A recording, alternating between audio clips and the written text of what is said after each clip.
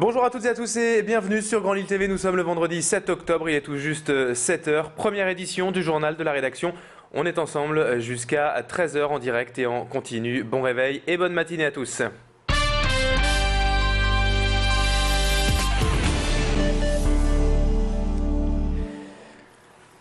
Et on démarre cette édition avec les très importantes perturbations prévues encore en cette matinée de vendredi sur le réseau ferroviaire partout dans la région. Suite à l'agression d'un contrôleur dans le train Lyon-Strasbourg hier après-midi, une grande partie du personnel roulant de la SNCF a exercé hier son droit de retrait. Le trafic SNCF a donc été fortement perturbé hier en fin d'après-midi partout en France et bien sûr dans la région. De très nombreux voyageurs se sont retrouvés bloqués dans les gares et notamment à l'île-Flandre ici, vous le voyez. La majorité des trains est donc restée à quai hier soir et cela devrait encore être le cas ce matin. Aucun train n'a circulé cette nuit dans la région et la SNCF conseille même aux voyageurs de ne pas prendre le train avant 14h aujourd'hui. Des cars de substitution pourraient être mis en place, mais le plus simple est encore de reporter, si vous le pouvez, vos déplacements. Élodie Bernachon a rencontré hier soir à la gare Lille-Flandre Hervé Gommet, cheminot CGT. Il revient sur la colère normale des usagers.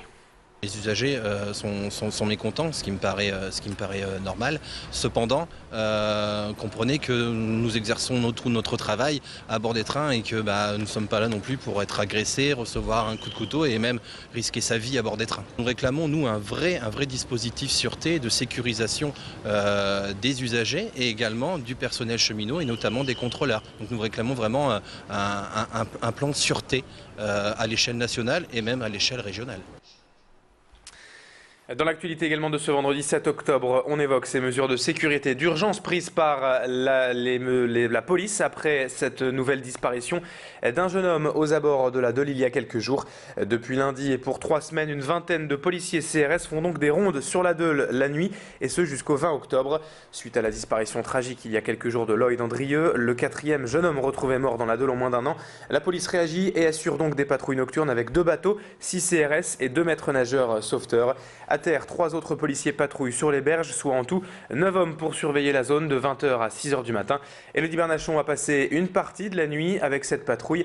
Écoutez les explications du commissaire divisionnaire Patrick Pleltz. Il revient sur le but de ces patrouilles. Notre but est quand même de calmer, de sécuriser et d'apaiser un peu les choses. Deuxième but, prévenir pour faire en sorte qu'il n'y en ait plus, qu'il n'y ait plus de problèmes de ce côté-là. Et troisième but, c'est au besoin réprimer. Si nous avons des gens qui ont des comportements anormaux entre guillemets, sur les berges de la Deule, il nous appartient d'y mettre un terme et d'éviter surtout que d'autres personnes se retrouvent noyées dans la Deule. Et on enchaîne justement dans ce journal avec l'hommage rendu hier à Lloyd Andrieux lors d'une marche silencieuse dans le centre de Lille. Ses amis, ses proches, sa famille, ses camarades de classe à la Cato sont partis de l'université où il étudiait pour marcher en silence vers la Deule et l'endroit où son corps a été retrouvé. Une centaine de personnes se sont ainsi rejoints pour se recueillir et rendre hommage à ce garçon de 19 ans disparu après une soirée entre amis et retrouvé mort noyé dans la Deule 5 jours plus tard. Pour le moment, la thèse de l'accident et donc de la noyade est toujours privilégiée, mais Lloyd Andrieux a en effet été vu titubant le long des berges la nuit de sa disparition vers 3h du matin. Mais hier, en tout cas, les étudiants voulaient avant tout se souvenir de leur ami et lui rendre un dernier hommage. Et notez qu'à ce sujet, les lignes de vie prévues le long de la Deule sont toujours en cours d'installation et le préfet a même demandé que soient prolongées ces installations jusqu'au pont Jouot, l'avenue Solferino. Donc on écoute le préfet Dominique Bure au micro de Pierre Beauvillain. J'ai pris contact avec le directeur général de Voies navigables de France pour lui demander de poursuivre la politique de pose de ligne de vie et je voudrais notamment qu'on puisse poursuivre cette pose de ligne de vie, je dirais, pour aller au droit de la rue de Solferino, qui est l'endroit qui est un endroit manifestement à risque. Hier soir, il m'a promis de faire le nécessaire et il m'a confirmé qu'il allait débloquer dans l'immédiat 10 000 € supplémentaires pour poursuivre cette politique. Alors on revient à présent dans ce journal sur la manifestation de la Maison Flamande prévue demain à Lille. Ce groupe apparenté d'extrême droite doit défiler dans les rues demain officiellement pour des revendications sociales comme la sauvegarde de l'emploi. Mais depuis plusieurs jours, plusieurs voix s'élèvent contre la tenue de cette manifestation. Pour le préfet, il n'est pas possible en revanche d'interdire ce cortège qui partira donc de Fives demain après-midi pour rejoindre le centre-ville. En revanche, un périmètre interdit sera mis en place dans le centre pour éviter tout débordement car une contre-manifestation manifestation est donc prévue demain à Lille, au départ de Oisem, à l'initiative de la Ligue des droits de l'homme et du Parti communiste. Et les autorités craignent donc des affrontements en cas de rencontre fortuite des deux camps. Bref, une atmosphère pesante pour cette journée demain. Alors à ce sujet, je vous propose d'écouter Joseph Demelemester, secrétaire de la section du Parti communiste lillois, qui revient sur les objectifs de cette contre-manifestation.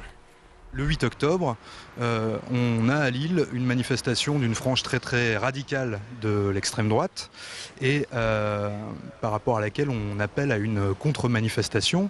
Donc, les objectifs de cette manifestation, c'est d'abord le refus de la banalisation de l'extrême droite.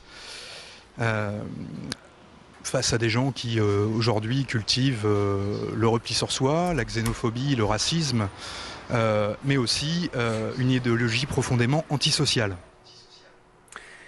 Allez, puis une dernière information en bref pour terminer. François Hollande sera de visite dans la région aujourd'hui.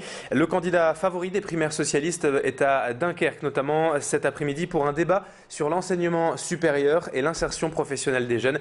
Ça se passera à l'université du littoral Côte d'Opale. Et puis François Hollande sera également en meeting ce soir au Petit Cursal à Dunkerque.